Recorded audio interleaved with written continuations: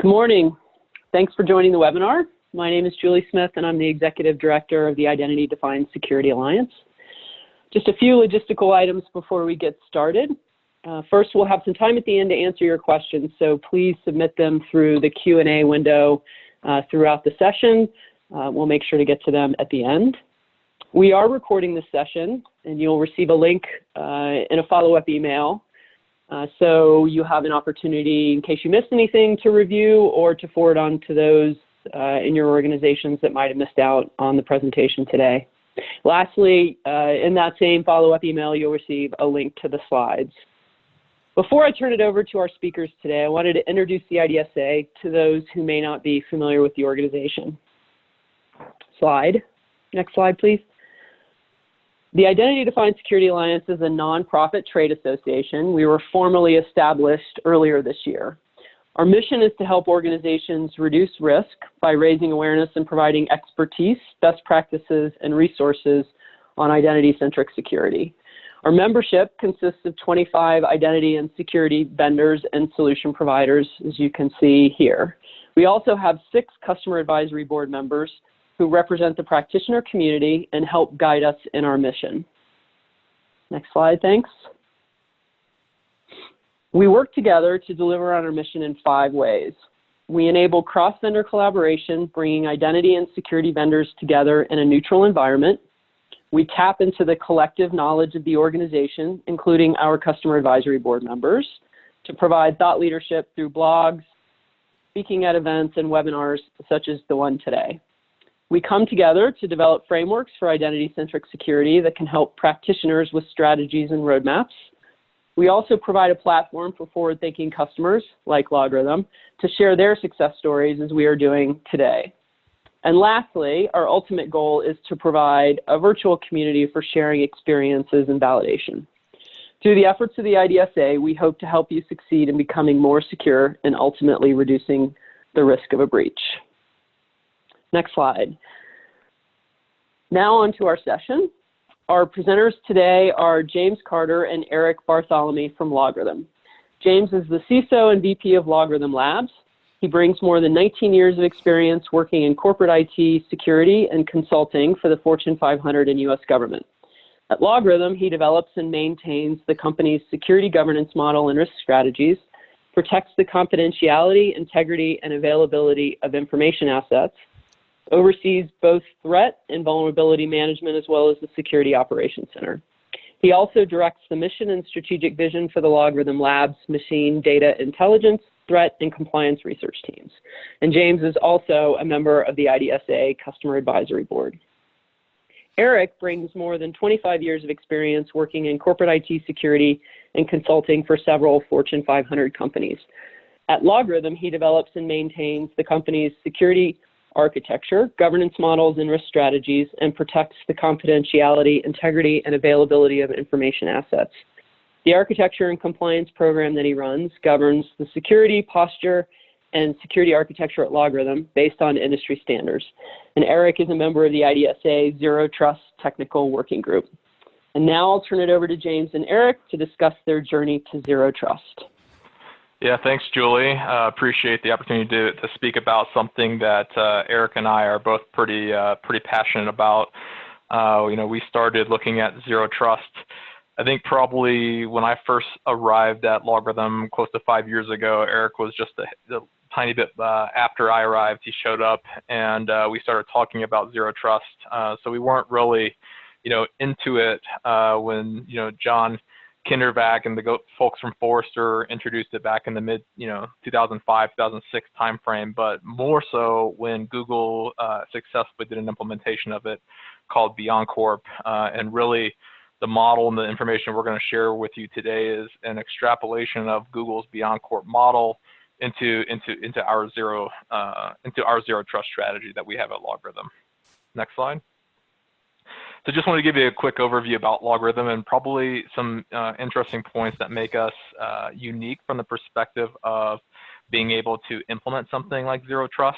I think if, I did a presentation recently on Zero Trust and people said, I asked the question, how many of you actually heard of Zero Trust? And I think the audience was around 400 or 500 people, and everybody raised their hand. And I said, how many of you tried to implement it? And all hands dropped. And so, I think, what we can provide, what Google's provided, what one of our counterparts, Adobe, who's a part of the IDSA, has provided is some real life use cases of successful implementations of Zero Trust.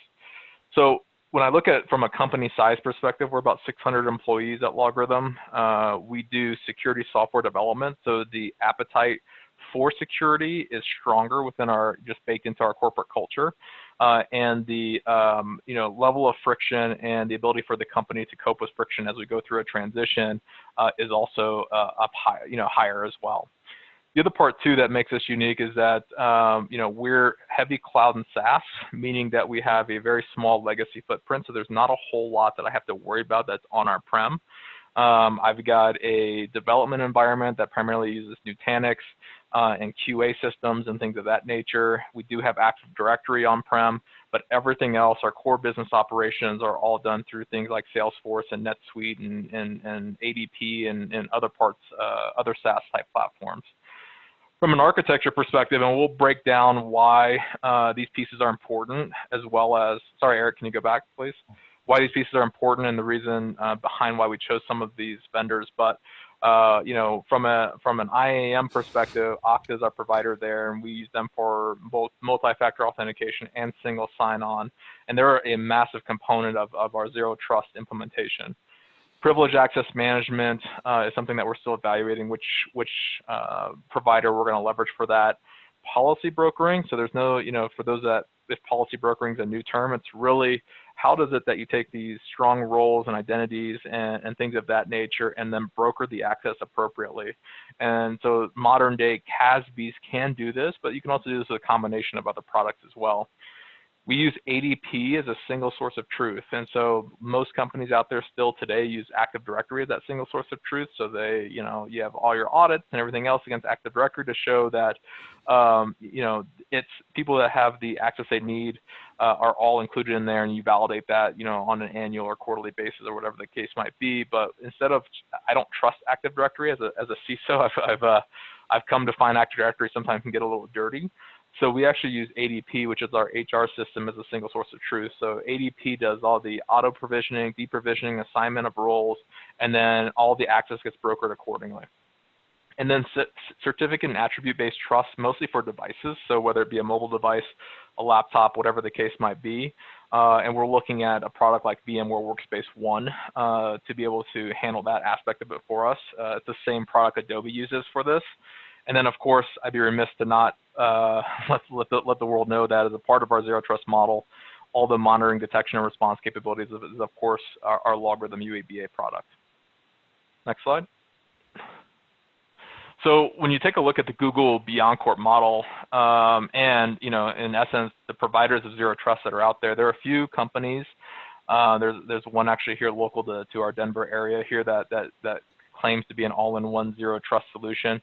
But really, if you look at, if you just want to buy Zero Trust in a box, you only have one vendor, and that's Google. And a little history there is it took Google 6 years to both develop all the different components. So they actually did not go with commercially available off-the-shelf products. They actually developed all their own, and so it's all proprietary. And it took them 6 years to develop and fully implement it. And you can actually go to Google today and buy their Zero Trust solution, but you have to conform everything in your company to Google, meaning now you're using Gmail, you're using Google Drive, you're using the entire Google suite, including your devices being Chromebooks as well. So if you're not, you don't really care which platform you ride on, and you're all in on Google, I think it's a great way to achieve that. But if you're not like us, where we have a diverse environment, a lot of heavy Microsoft, et cetera, we had to break down that model into actually various components and use commercially off-the-shelf products for that. So next slide. You can just blow this first 4 pieces up. There you go, 5. From a component perspective, I mentioned IAM leveraging Okta, but really that's one major component. That's where your users are defined, their roles, et cetera. Privileged access management, just for the access to very privileged or sensitive data or systems. policy broker, which I feel is kind of like the heart and soul of Zero Trust, which is the way to broker that user and that device and their access to applications and data, and then UEBA to do all the monitoring, detection, and response. And that's all built on top of a layer of trusted devices. I say classified data here, but really what you're going to be focused on, because if any of you have gone through a data classification project, it's very painful. But what you're going to be focused on are what are your most critical business sensitive sources of data that you want to protect. Everything else, you don't have to focus on initially, but really understand what that business sensitive data is. And then micro-segmentation. And we'll go into each of those kind of individually next. So when we looked at how we're going to build our Zero Trust environment, we took the 5 principles John Kindervac and the folks from Forrester had laid out. And really, I look at these principles as a workflow or a list of requirements that you need to do in order to kind of achieve the desired outcome of Zero Trust. And the first being identifying what they called the toxic data sources, which I mentioned before is more your business sensitive, business critical data sources, and understanding where they reside, what data is contained in there, et cetera. And then another piece too, which is the mapping of the transaction flows. So now that you know where these business sensitive data sits, you have to map the transaction flows, meaning everything from what applications access this data, where does the data move in the environment potentially, what users and roles have how do they interact with the data, but you have to map all of that out. And I will say that it's not a small feat to both identify your toxic data sources and map all the transaction flows. And if you're a large organization, this could be take a little longer even. The good part is if you've had a GDPR requirement, you've already done some of this as it relates to your PII data that you may store inside your company's environment. But I look at those two as really critical pieces as requirements in order to even architect your Zero Trust. And so that's what we did is we did those first 2 steps. We built our architecture. And the next phases are really writing the rules or the policies to segment and separate these into different identity domains or microperimeters, and then doing the monitor, detection, response. Next. So when we look at Zero Trust, everybody talks about this hard, crunchy outer shell, and I call it the circle of trust, where basically as long as you're inside the perimeter, you're inside the circle of trust, whether that be your device, your user, the data, et cetera. And really what Zero Trust does is breaks these out into separate identity domains that both authenticate and get authorized separately. So just because you trust an authentication and authorization of one of those identities doesn't mean that you trust it for the rest of them. Zero Trust really, if you look back on it historically, it took all the different things that we've all used over the years as security practitioners, whether it be role-based access control, network access control, all these different things that we've done, and they've kind of put it all together. And but like I said, they break everything out. So users, devices, network, applications, and data are all authenticated and authorized separately. So if your user logs on and the device is on their corporate network, it doesn't matter because they're separately authenticated. All right, next slide. So when you take a look at Google's BeyondCorp model, this is the primary kind of architecture of what it looks like, and they've really separated things into a data plane and a control plane. And how I look at the data plane is really the end-to-end workflow from an employee or a user to their device, to the network that they access, to the applications and data that they need to access to do their jobs correctly. So that's really what they call the data plane or the data layer. It's the workflow, that end-to-end workflow. And then there's a control plane that does all the authentication, authorization, infers trust, does adaptive access controls and policies. That is the control aspect of their model as well. And there are two separate kind of environments and entities. Next. From an IAM perspective, the user and the managed device itself kind of fit together, and that actually that's in the data plane, but in the control plane it actually points to here's an inventory of known trusted devices. Here are the attributes that we're looking for. Does that system have the attributes that we're looking for? Is the user authenticating correctly against what we know the user to be? et cetera. So it's basically just validating and authenticating those devices separately, but it all falls under IAM for us. Next slide. And then privileged access management sits really in between this access control engine, access proxy layer, where it's, that's what it determines whether or not, someone logs in. Good example is we have an employee that works in HR. She may want to log into the HR system for her personal stuff, but then she may also need to log in as an administrator into that HR system. So really being able to broker that access and to understand that, one identity and role has one function and the other has another function, even though it comes from the same system, meaning the same laptop or wherever that person's sitting, is an important aspect. So privileged access management lives in between these two layers. CASB or policy broker, I think there's various opinions on CASBs right now on whether or not they could really effectively do this without interrupting the business. But really, this is, like I said, the heart and soul, and this is the part that I know for a fact Google, as an example, is talking to me about taking their policy broker that they wrote and actually porting it and being able to allow it to live outside of Google, meaning that you can implement a zero trust environment, still leverage Google's policy broker to do that policy brokering kind of aspect of it. But until that happens, it's not public yet, it's not GA or anything like that. Until that happens, really one of the few options is a CASB play. And then, like I said, you might do some combination of CASB and SailPoint and a few other products to make it work, but really just brokering and governing that access to the applications and data. So that is the kind of linchpin in zero trust. Next. And then UEBA monitors the entire data plane. So just because a user is authenticated appropriately, the device is authenticated separately, and those seem to check out.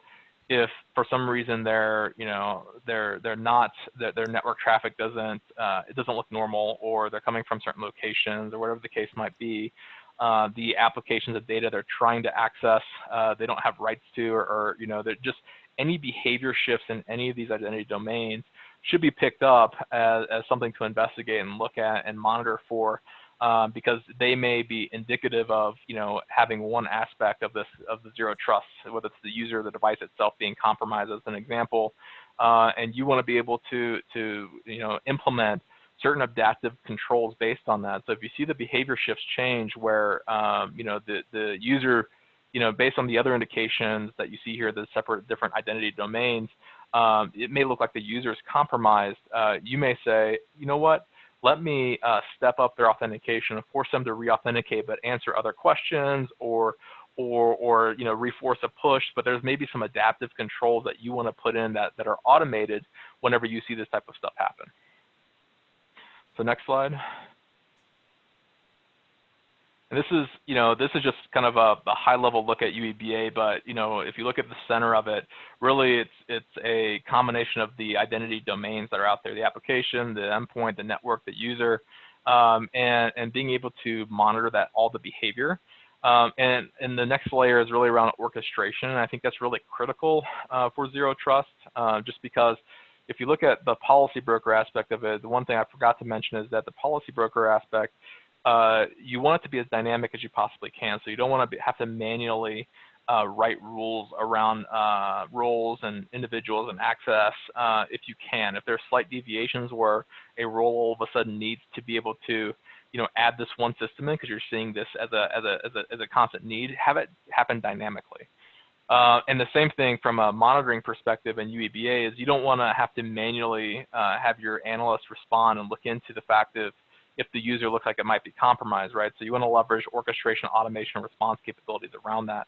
And then you still want to add in things like business context and threat and identity intelligence, meaning that, if the login comes from if the network authentication and authorization comes from some known bad site in Russia, you may say, you know what, that is indicative enough for me to not trust that environment, and let me make sure also the user and what everything else looks like. But those are all things that could be kind of roadblocks and stops for from a security controls perspective. Next. And then I mentioned before, it's all built on top of not just trusted devices and classified data, but microsegmentation. And really, what we're depicting here, this is a good example for healthcare. Historically, a lot of healthcare systems all set on a flat network. So whether or not you're a clinician, an HR person, or you're another medical device as an example, you pretty much had access to everything. Next slide. And what microsegmentation does is basically containerizes each of those different pieces into microsegments. So that way the clinician only has access to the electronic medical record system, but not the HR system, as an example, where the HR person has access to the HR system, but not medical, the medical record system. And the same thing where, from a PAC system perspective, only those endpoint medical devices should be communicating that, and nobody else should communicate to it directly. So really, this is something, I mentioned we're looking at Workspace ONE from a managed device perspective, but this is also something that they're offering as a part of their NSX solution of being able to do microsegmentation as well. But that's really the concept and why microsegmentation is important. Next. From a journey, we've been going at it for a little while now. I think, a couple years, and I would say that don't use our roadmap as any indication of being successful or not. Meaning that I think if we all had unlimited budget and resources, we could have probably had this done in 6 to 12 months. And even working for a security company, I don't have unlimited budget and resources, so therefore the plan itself has to be extended. And so we're actually just kind of piecing it together as we go along. But if you've got resources and budget, you can actually implement this much faster than what we have. And now I'll turn it over to Erik Bartholomy, who'll really give you the deep dive into our implementation, the different use cases that we use to prove out our model, and he'll deep dive into a lot of the architecture. So Erik, off to you. Great, thanks, James. I'm Erik Bartholomy, and I'm the security architect in the office of the CISO, and I report to James. James and I developed this overall vision for LogRhythm's Zero Trust architecture. And today, I'm going to explain how we applied these Zero Trust principles and components within LogRhythm. So, architecture overview and use cases. I'll attempt to dissect and unpack that architecture that you see at the upper right-hand corner. And I'll talk about our current state, what we're doing today, kind of in-progress work to address gaps, and then planned long-term enhancements. And then finally, tips on getting you started on your own Zero Trust journey. Well, here's the architecture. It's a model of our end state vision, and it may look a little overwhelming at first, but I'll dissect it by going through our use cases step by step. The security controls in this presentation focus primarily around identity and access management, and they don't begin to address our other enterprise controls like vulnerability scanning or IDS or IPS or even physical controls, other controls that make up your security architecture. However, those types of controls can easily integrate into Zero Trust as well. Also, notice that we've aligned the security controls with the corresponding identity domain. So for instance, for user, we have related user controls like HRMS integrations, ADP, user behavior or SIEM or role governance, SailPoint above the user. So you'll see that pattern across the other domains. And those domains are in a logical progression, as James had mentioned. I mean, you've got a user on a device who goes over a network to an application that returns data. As you can see, it follows the circle of trust, that image up on the right-hand corner. And we'll be following that construct throughout the architecture overview. This is worth mentioning. Although we followed Google's approach and focused on 5 identity domains, it's worth noting that the various domains can be broken down even further. And for all we know, perhaps Google did as well. Here's IDSA's version, going left to right. You can see that it follows our circle of trust. However, they've added the compute and storage domains. So you may not want to trust that those components like compute and storage are trustworthy. So you'll want to inspect and authenticate those components as well. Current Zero Trust architecture. We'll break this architecture up and focus on cloud first. I'll focus on cloud and then we'll look at on-prem. So we're going to start looking at use cases. And here's our first use case. Protect SaaS applications with two-factor authentication. We accomplish this by implementing Okta as our IAM. There are a number of really good IAM solutions out there like Ping, Centrify, Oracle, but this gave us the biggest bang for the buck. It gave us two-factor authentication right out of the box, and we could stand this up on our own with very little help. Also, all employees are given a default set of applications required to perform their job. This provides centralization into Okta, and it provides our users with a single access point so they don't have to remember multiple usernames and passwords, which has been a problem. And it provides two-factor authentication and single sign-on.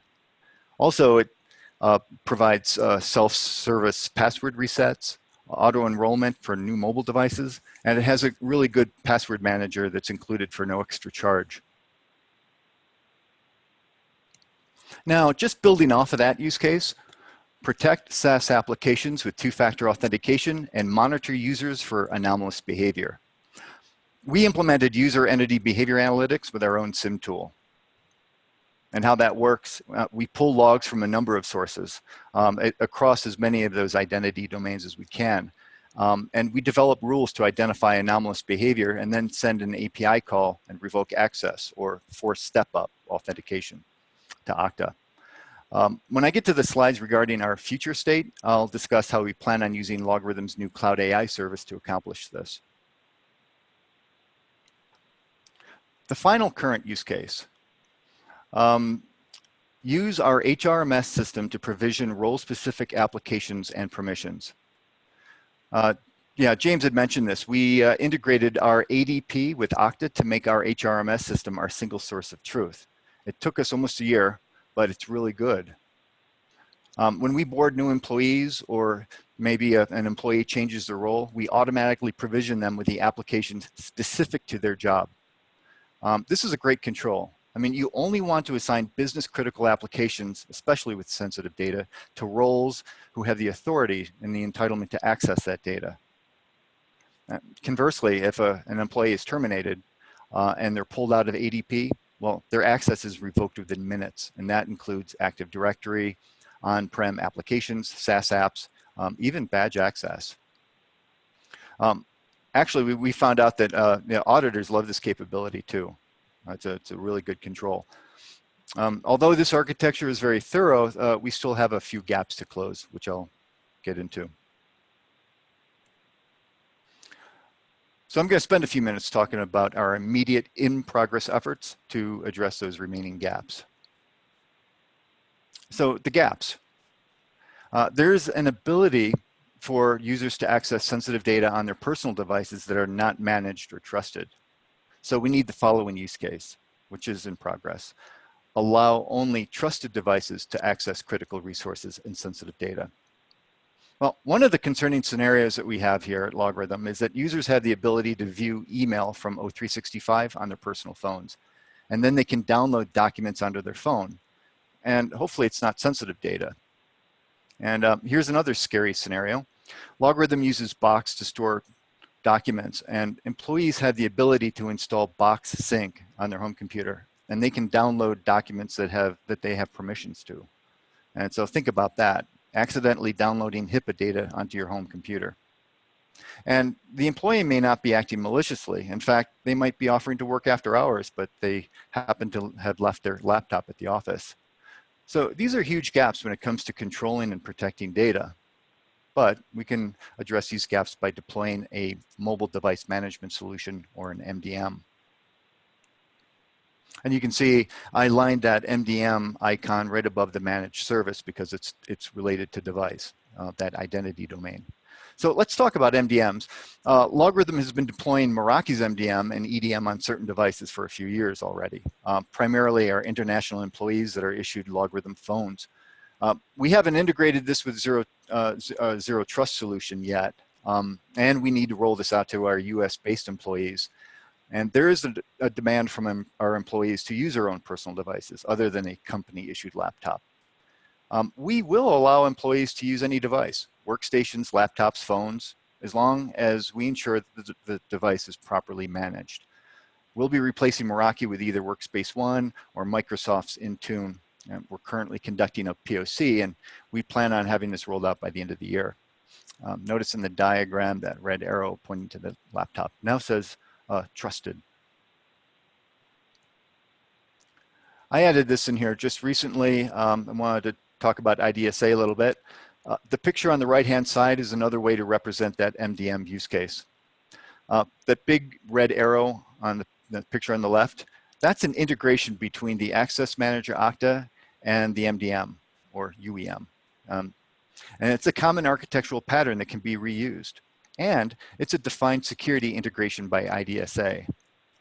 From an IDSA standpoint, this integration would be called an Identity-Defined Security Integration, AM and UEM, which would be short for Access Management and Unified Endpoint Management integration.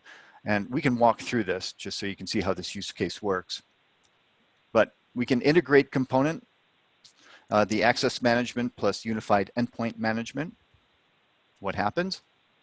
Well, Access Management checks the Unified Endpoint Management and denies login if device in question has been flagged for indicators of compromise. The value to the organization: stop lateral movements made easier by compromised devices and zero trust of device security. As you can see, this is probably a more formal and detailed way to review use cases compared to my method, but I think it's very effective. And at the end of the presentation, I'll share a list of security integrations that are currently being developed by IDSA. Okay, next use case in progress. Protect SaaS applications that we host in GCP with PAM, Google Compute Platform. So in our minds, privilege access management is one of the most important security controls to protect you from an advanced persistent threat and a hacker's ability to move laterally across your environment. PAM will help us with a couple things. One, it'll protect our nodes up in GCP, Google Cloud, with privileged access for SSH and RDP connections with two-factor authentication.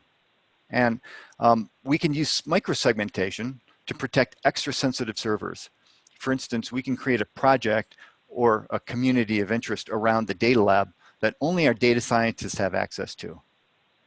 We've been POCing a number of products over the past couple of years, and there's a lot of really good products on the market. We've looked at Unisys Stealth, Advanced Server Authentication, which is used to be ScaleFT, was recently acquired by Okta. There was CyberArk, Beyond Trust, Remediant, and the company that James mentioned, Overwatch ID, out of Denver. But we're leaning towards Okta's Advanced Server Access since it already integrates with Okta. Another use case in progress: only allow users to download sensitive data from sanctioned applications with two-factor and trusted devices. And by sanctioned, I mean applications where we have an approved Okta integration. Basically, it's an approved application. This can be accomplished by deploying a CASB, a Cloud Access Security Broker. This is a big building block, and it requires a huge investment, a change in culture, and CASB implementations can be very difficult. There's various modes that you can enable, like API-based forward proxy, which is what I'm showing right now, which is agentless, versus a full reverse proxy, which requires agents and it forces all the traffic to be proxied. We'll use this forward proxy first to protect sanctioned permitted sites, for instance, Box. Users accessing sensitive data from Box must use a trusted device. This would prevent someone from downloading sensitive data, think HIPAA, from Box to an untrusted device like their home computer. But there's still a huge gap. There is the ability for employees to upload sensitive data to an unsanctioned site that's not integrated with our identity and access management tool. And we'll talk about that in the future enhancements. Oh, we're here. So future zero trust cloud enhancements. Well, let's talk about that gap and how we solve it. The problem is that a remote user uploads sensitive data to an unsanctioned, unapproved SaaS application. So instead of uploading it to a sanctioned application like Box, they decide to upload it to Google Docs. This is something where we don't have visibility. Yeah, it's a violation to our acceptable use policy, and we would have the visibility for users who are on-prem through our use of LogRhythm's Netmon technology. But the fact remains, remote users that aren't connected to the VPN would be able to upload sensitive data to an unsanctioned site. How do you solve that? So future use case, prevent user from uploading sensitive data to an unsanctioned application with CASB DLP. Now, previously I talked about different CASB modes or configurations. We can configure the CASB to enable data loss prevention so that the tool can identify sensitive data and prevent unauthorized transmission, either posting or downloading. However, this requires implementing a full reverse CASB and can be disruptive and controversial. I put a little green icon up there. There are SaaS providers that don't recommend using the use of a reverse proxy due to performance and complexity concerns. They'll admit too that there's a potential blind spot for DLP. So it really comes down to a risk discussion. This type of configuration would be great in a highly regulated industry that deals with PCI and HIPAA data.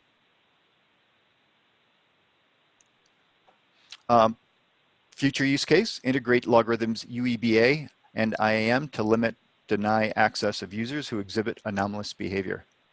We're working in partnership with Okta, where Okta can pull a user behavior score from our UEBA platform called Cloud AI, and then factor that behavior score into the access enforcement decision. The idea is this.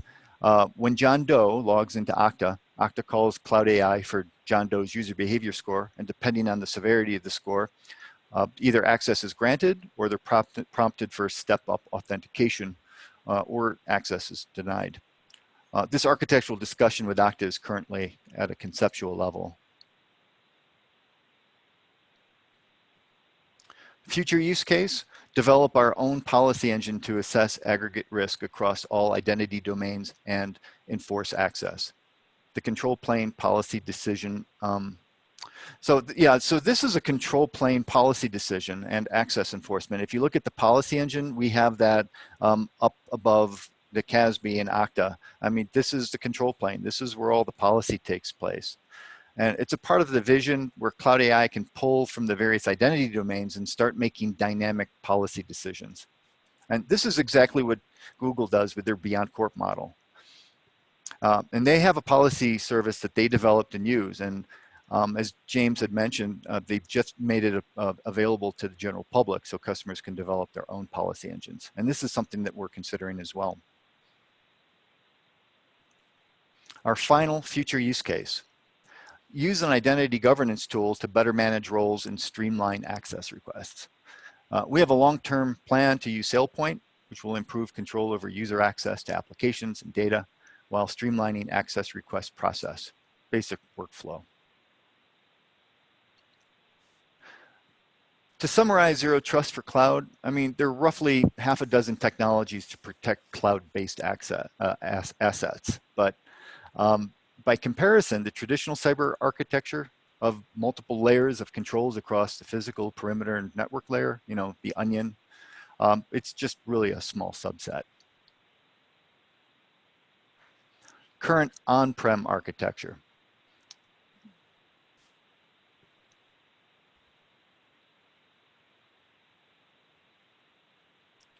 Yeah, I spent 15 minutes talking about cloud. Let's talk about how you can protect your on-prem resources, and this will be pretty brief in comparison. So the first current use case, protect critical resources and sensitive data on-prem. We use NetScaler as our network gateway to on-prem legacy web-based applications like Kibana, Netmon, and a few other custom applications where we use SAML. In this example, NetScaler authenticates against Okta and enforces two-factor authentication and then proxies the user connection to our on-prem applications in our data center. And notice that we don't enforce trusted devices. Well, not yet. Use case. Protect critical resources and sensitive data on-prem that is accessed by remote users. Also, we do allow remote users. They come in through a VPN using a Palo Alto and Secure Pulse. Fun fact, one of the main premises of Zero Trust, according to Google, is to create a perimeterless environment. No VPNs or firewalls. The perimeter moves to each of the identity domains.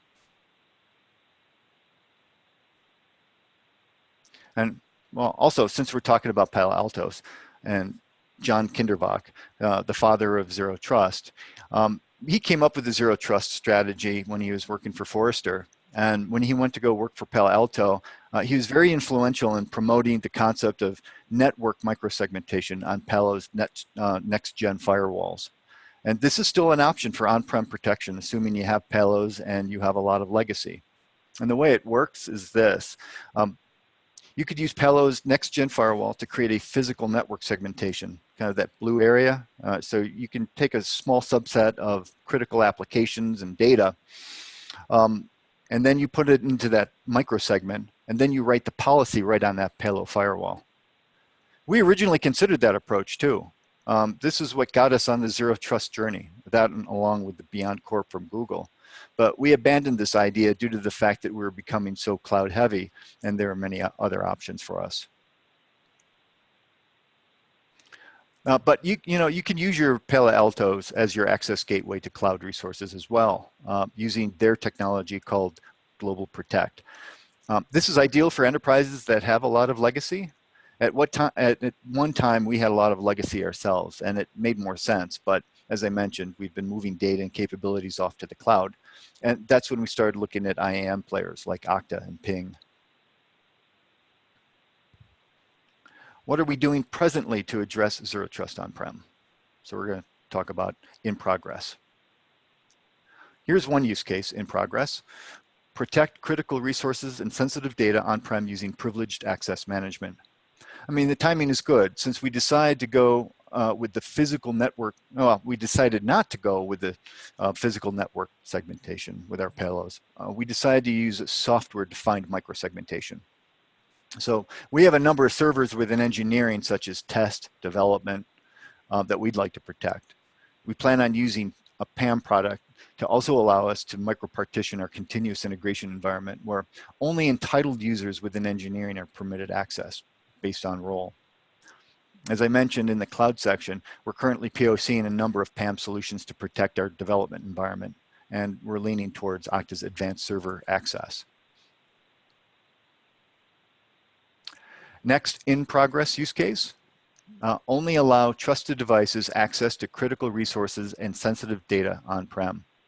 We'll leverage the same MDM solution that I outlined when I was going over cloud. We're POCing Workspace ONE and Intune. And notice the red arrow on the laptop now says it's trusted. Next in progress use case, enable SIEM to make an API call to IAM to block user exhibiting anomalous behavior. Although we've developed an advanced intelligent engine rule for cloud-based anomalies, we can develop similar rules for on-prem. If we detect anomalous behavior on-prem, which could be a hacker trying to move laterally, we can automate a call to Okta ASA to revoke access based on what James mentioned in the introduction, called SOAR, Security Orchestration, Automation, and Response. And then long-term, we can leverage a partnership between LogRhythm's Cloud AI and Okta to achieve a similar goal. And there you have it, Zero Trust architecture for on-prem. I know I covered a lot, so I want to spend a few minutes to summarize our strategy. Our current architecture consists of the following security controls that we've deployed, and it's appropriate to our risk appetite. And notice that in the current state, we added one major component, the identity and access management technology, Okta. All the other technologies were already in place. We simply created integrations. We implemented integrations with NetScaler, Palo Alto, an integration with LogRhythm's SIEM, and an integration with ADP. However, the integrations themselves can take some effort. Our ADP integration with Okta took almost a year with regular weekly meetings, but the solution can be reused by other companies. It's a recognized reusable pattern, and this is one of the main objectives of the IDSA, which is to promote these integrations. The big takeaway is this, that there's no particular order when implementing these security components, and you can leverage many of your existing technologies. In progress, 2019, 2020, where I have the red arrows. These are the zero trust controls that we're in process of POCing. We'll be adding MDM for device trust, as well as PAM for managing privileged access and microsegmentation. Future 2020 and beyond, again, where I have those red arrows. Here are the long-term capabilities, which include cloud access security brokers, DLP, custom policy engines, and identity governance. And here's a complete of our, or a summary of our complete vision. Now, you can look at this matrix as a pattern of compatible products that integrate together. If you're a company similar to LogRhythm in terms of size, technology footprint, data classification, and maybe risk appetite, well, this control configuration may work for you. You could swap out one brand of component to another. A lot of these vendors are agnostic. Also, you'll notice that there are layers of components. The controls at the bottom of the matrix are the ones we implemented first, and the additional controls are layered on top.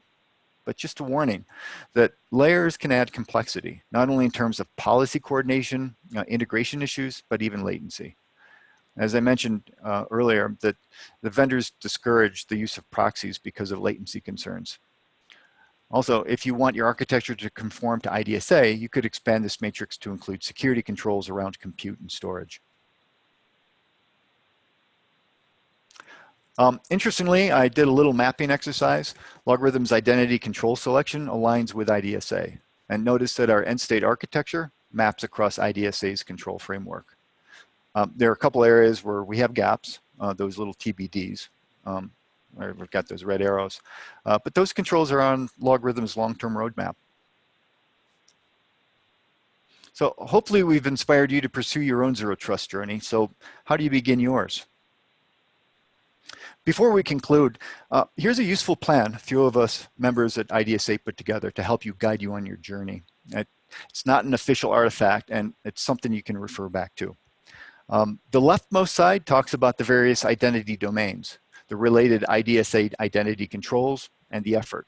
Depending on your own current cybersecurity architecture, you can deploy the IDSA controls in whatever order makes sense for you.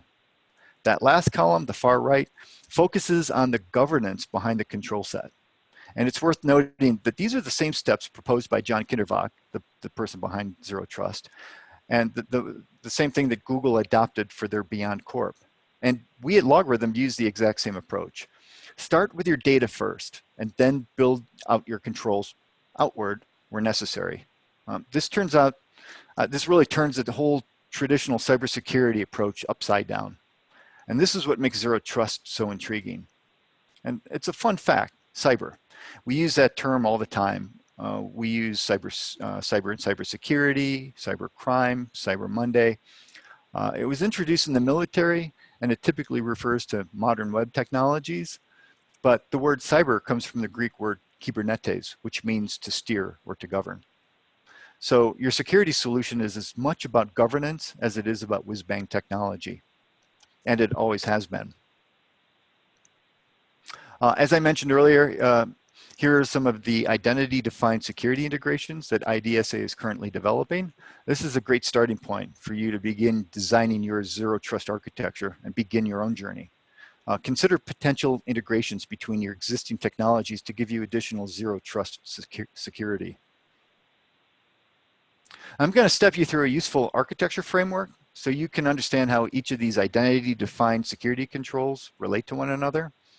So you have a user who's trying to get to data, typically on a device over a network to get to an application.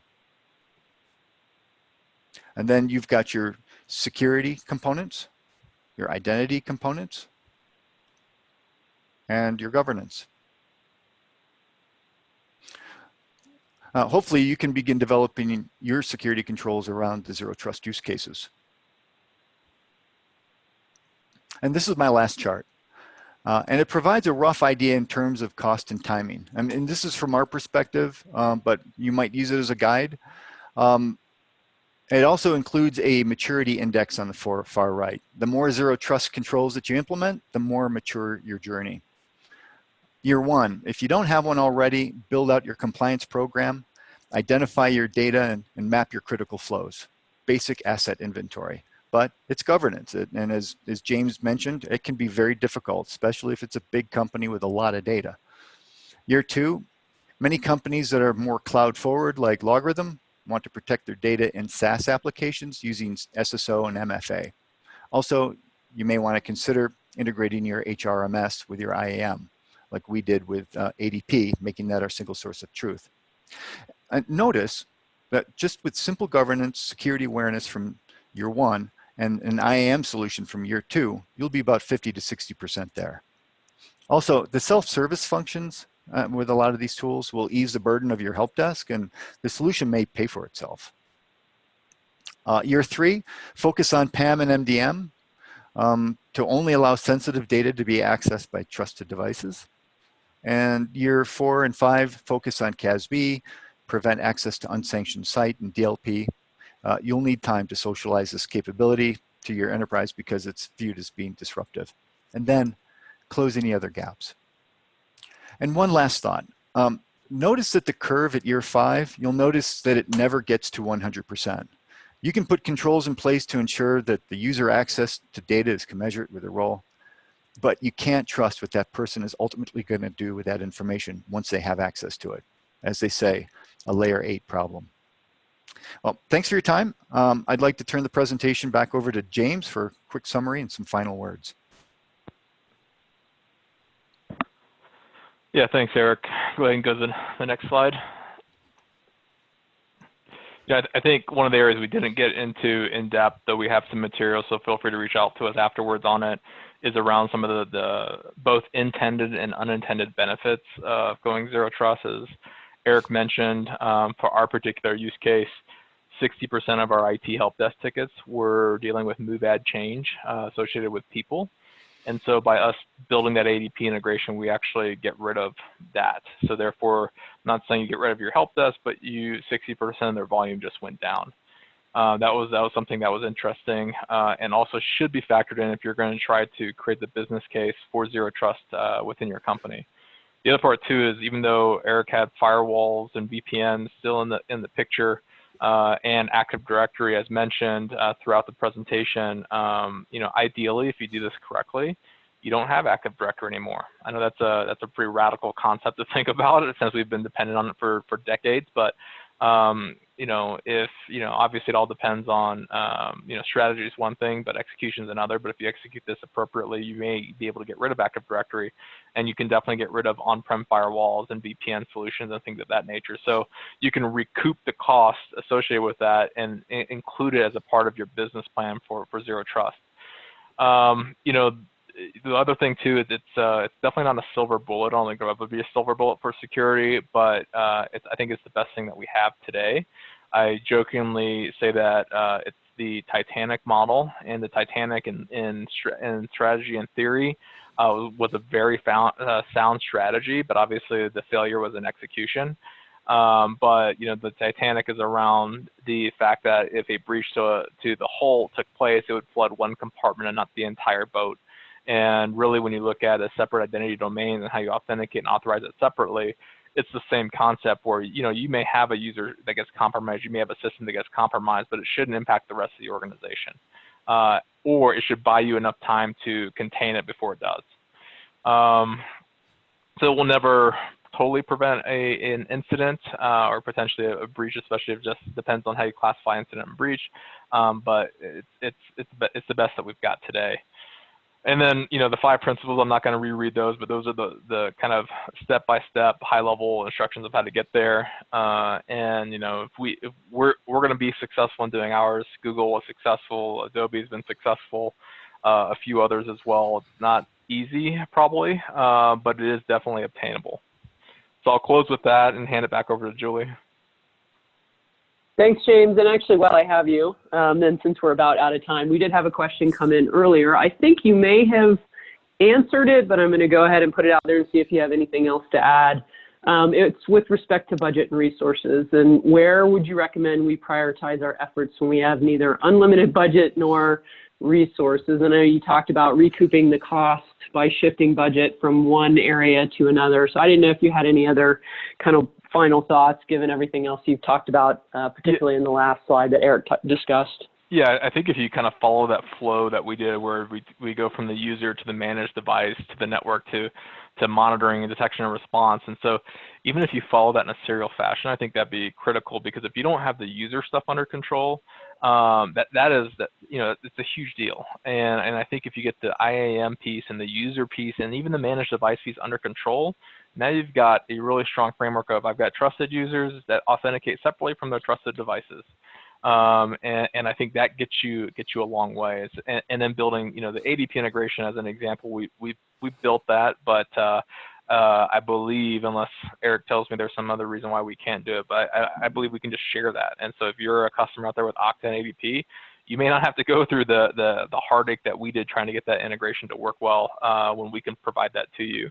That's exactly right. We will. Yep. Yeah. So I would focus on those kind of pieces, and then you're right. In order to justify the business plan, is understand that there is a recoup of cost. There is a benefit and process optimization that you may not think about, because if you're thinking about this from a pure security perspective, but there is such influence and impact across the organization to make things more efficient and better. You can recoup the cost that way. And so at the end of the day, for us, our story is kind of a wash in cost. We're going to get rid of, in fact, actually, it's going to be cheaper, because if we get rid of Active Directory and no offense to help desk folks or things like that, but if we can cut down on certain resources and get more efficient, there is the cost benefit. The benefit will start to outweigh the cost. Awesome, thanks. So we are at about the top of the hour. I did just want to point out a couple of Zero Trust resources that are available on the IDSA website. There's a case study, a one-pager for sharing of information about LogRhythm's journey to Zero Trust. There's a white paper that talks about why the path to Zero Trust starts with identity. There is also another webinar and customer story from Adobe, who has it discusses their path to Zero Trust or identity-centric security, and I'd strongly recommend watching that webinar and reading that case study as another example of an organization that has done it successfully. And then the last is the Zero Trust blog series. There's a number of blogs on our website, including one from James that goes into some detail about what we discussed today. So next slide, Erik, and we'll just close with, thanks both Erik and James for your time today, as well as your contributions to the IDSA. Truly appreciate everything that you've done for us, and hopefully you will join us in our mission of bringing identity and security closer together.